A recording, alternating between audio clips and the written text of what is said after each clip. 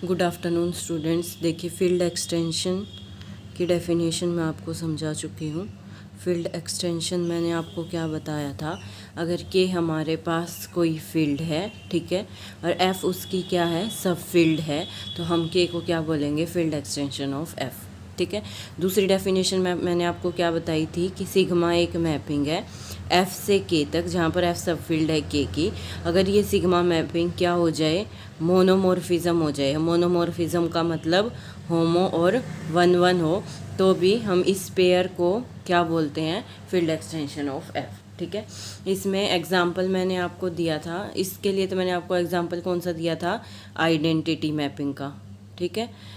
और इसके field extension के लिए मैंने आपको एक और एग्जांपल क्या दिया था, सेट ऑफ रैशनल नंबर्स, जो कि कंटेंड है रियल नंबर्स के सेट में, और वो किस में कंटेंड है, कॉम्प्लेक्स नंबर के सेट में। तीनों ही फील्ड है, क्यू सब फील्ड बनती है आर की, और आर सब फील्ड बनती है सी की, इसीलिए R is a field extension of Q and C is a field extension of R, ठीक है। अब थ्योरम करते हैं। देखिए, थ्योरम क्या है, transitivity of finite extension. Transitive property आपने पढ़ रखी है। अब वो कौन सेटिस्फाई करता है, जो फाइनाइट फील्ड एक्सटेंशंस हैं वो इस प्रॉपर्टी को सेटिस्फाई करते हैं। यानी कि अगर एल फाइनाइट एक्सटेंशन दे रखी है के की, के फाइनाइट एक्सटेंशन है एफ़ की, तो एल भी फाइनाइट एक्सटेंशन बनेगी किसकी, एफ़ की, ठीक है। किस तरीके से दे दिया इसने, एल फाइनाइट एक्सटेंशन किसकी है, के की, तो इसका मतलब के सब फील्ड है एल की, और यहाँ से एफ सब फील्ड है के की, तो इसका मतलब एफ कंटेंट होगा के में और के किस में कंटेंट होगा, एल में, ठीक है। तो प्रूव करना है एल भी फाइनाइट एक्सटेंशन होगा एफ की। तो देखिए, एफ क्लियरली एल में कंटेंट हो ही गया, तो एल क्या बन जाएगी, एक्सटेंशन ऑफ एफ। अब क्या प्रूव करना है कि वो उसकी फाइनाइट एक्सटेंशन होगी, तो उसके लिए degree of L over F निकालना पड़ेगा। अगर वो एक फाइनाइट नंबर आता तो एक्सटेंशन भी क्या बन जाएगी, फाइनाइट। तो degree of L over F निकालने के लिए साथ में ये शो करना कि degree of L over F किसके इक्वल आएगा, डिग्री ऑफ एल ओवर के into degree of K over F, ठीक है। और ये दोनों ही फाइनाइट है, तो उनका प्रोडक्ट भी क्या आएगा, फाइनाइट। ये दो बात हमें प्रूव करनी है। ये हम प्रूव कर ही चुके हैं कि एल एक्सटेंशन है एफ़ की, बस अब हमें ये शो करना है, इससे फाइनाइट तो अपने आप ही हो जाएगी। तो ये चीज़ प्रूव करने के लिए क्या करेंगे हम, देखिए, पहले एल फाइनाइट एक्सटेंशन थी के की, तो मैंने डिग्री ऑफ एल ओवर के कोई फाइनाइट नंबर ले लिया, एम यहाँ पर क्या है, फाइनाइट है, और ऐसे ही एन भी क्या है, फाइनाइट है, ठीक है। डिग्री ऑफ एल ओवर के क्या मान लिया, एम, और degree of K over F क्या मान लिया, एन। अब इसकी डिग्री ओवर एल की डिग्री ओवर के एम है, तो इसका मतलब एल की dimension as a vector space over K M होगी। इसका मतलब इसके बेसिस में कितने एलिमेंट आएंगे, एम एलिमेंट आएंगे, तो वो मैंने ले लिए x1 x2 up to Son xm। तो ये सेट क्या बनेगा, बेसिस ऑफ एल ओवर के। तो यहाँ पर जो ये xi हैं वो सारे किससे बिलोंग करेंगे, एल से, ठीक है।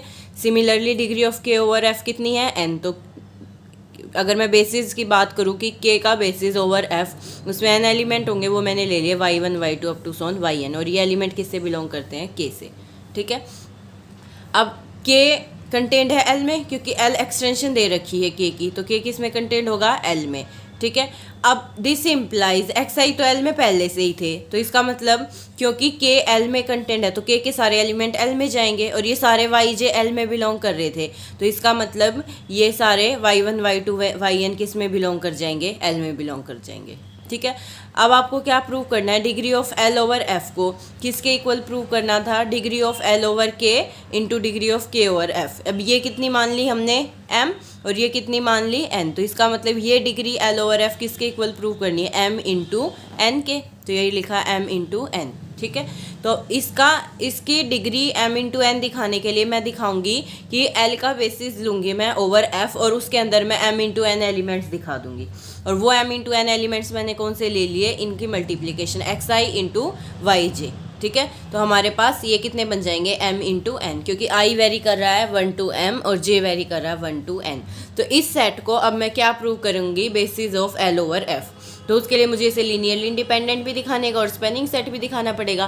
तो पहले इसको लीनियरली इंडिपेंडेंट प्रूव करने के लिए क्या किया, अच्छा xi और yj दोनों एल में तो बिलोंग कर ही चुके हैं, ऊपर मैं बता चुकी हूँ xi पहले से ही एल के थे, और क्योंकि के एल में कंटेंट है तो ये सारे yj भी किस में चले गए, एल में, ठीक है। अब सिर्फ हमें इसको क्या प्रूव करना है, linearly independent. Linearly independent prove करने के लिए क्या करेंगे आप, इनका लीनियर कॉम्बिनेशन लेकर चलेंगे, ठीक है, उसको इक्वल टू 0 लेकर चलेंगे और फिर प्रूव करेंगे कि इसके जो सारे स्केलर्स हैं, ऑल स्केलर्स किसके इक्वल आ जाएं, आर इक्वल टू 0, ठीक है। और स्केलर्स कहाँ से लोगे आप, एफ से।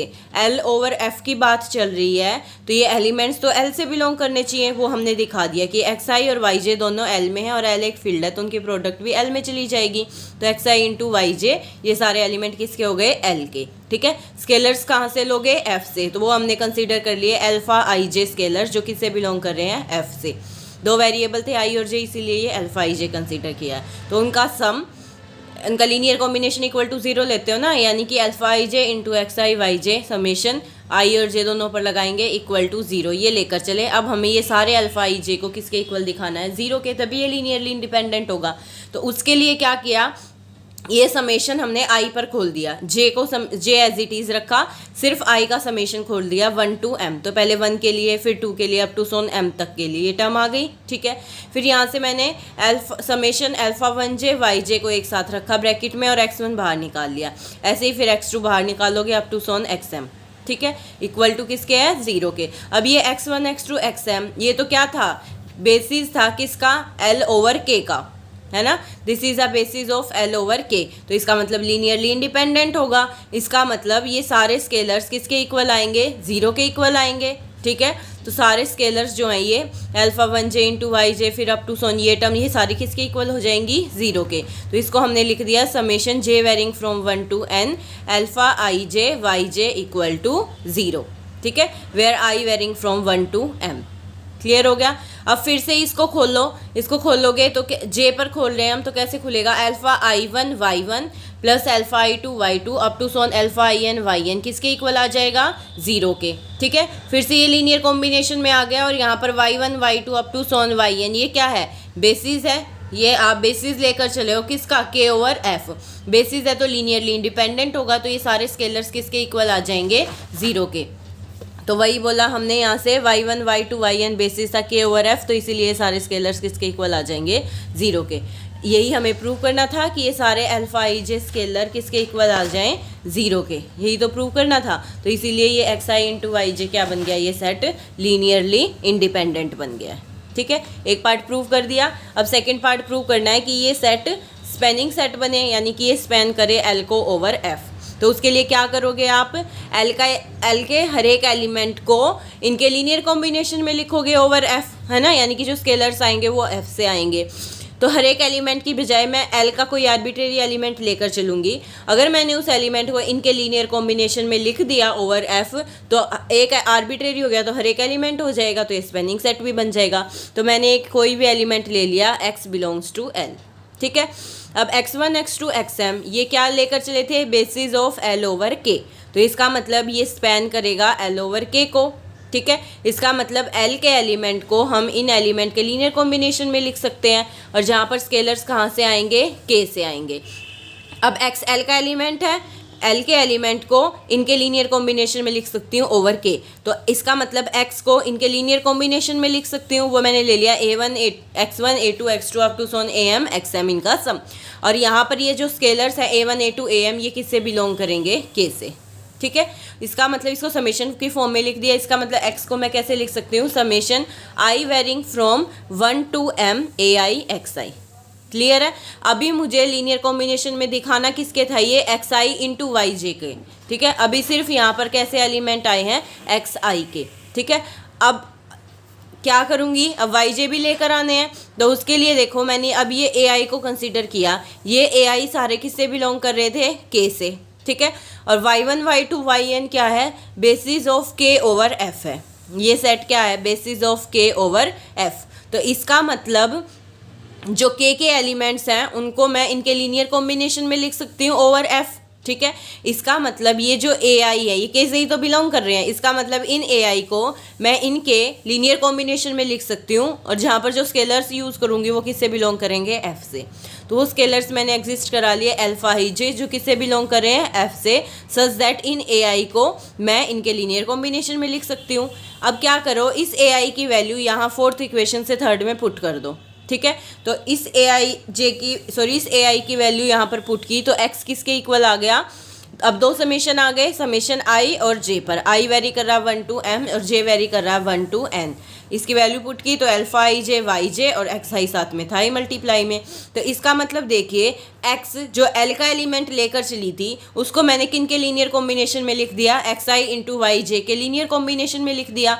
ठीक है, तो इसका मतलब ये क्या बन गया, ये सेट स्पेनिंग सेट बन गया किसका, एल का ओवर एफ। ठीक है, तो इसका मतलब ये सेट क्या बन गया, बेसिस बन गया, basis of L over F, क्योंकि लीनियरली इंडिपेंडेंट भी दिखा दिया और स्पेनिंग सेट भी दिखा दिया। बेसिस बन गया एल ओवर एफ, तो इसका मतलब degree of L over F किसके इक्वल आएगी, जितने उसके बेसिस में एलिमेंट्स होंगे, और उसके बेसिस में एलिमेंट कितने हैं, m इंटू एन। तो इसका मतलब इसकी डिग्री कितनी हो जाएगी, m इंटू एन। m की वैल्यू पुट कर दो, m क्या था, डिग्री ऑफ l ओवर के, और n क्या था, degree of k over f। तो यही आपको प्रूव करना था। क्लियर हुआ? ठीक है, तो इसका मतलब जब भी आपके पास इस तरीके से हो कि f कंटेंट है k में और k कंटेंट है l में, तो आप और आपको degree of l over f निकालना है, तो आप कैसे निकाल सकते हो, degree of l over k into degree of k over f। ठीक है, फॉर एग्जाम्पल जैसे अभी मैंने आपको एक एग्जाम्पल दिया था फील्ड एक्सटेंशन का, q किस में कंटेंट था, r में, और r किस में कंटेंट था, c में। ठीक है, अब आप अगर सोचो कि ये थ्योरम मैं इस पर अप्लाई कर दूं तो नहीं कर सकते, क्योंकि ये इनफाइनाइट फील्ड एक्सटेंशन है और यहाँ पर ये तीनों क्या थी, फाइनाइट फील्ड एक्सटेंशन थी। तो ये जब आप प्रॉपर्टी लगाओ ट्रांजिटिविटी की, transitivity of finite field extension, नाम ही यही है, तो उसके लिए ये जो डिग्री है तीनों की वो क्या होनी चाहिए, फाइनाइट होनी चाहिए, तभी आप ये थ्योरम लगा सकते हो, इनफाइनाइट पर नहीं लगा सकते। इस बात का आपको ध्यान रखना है।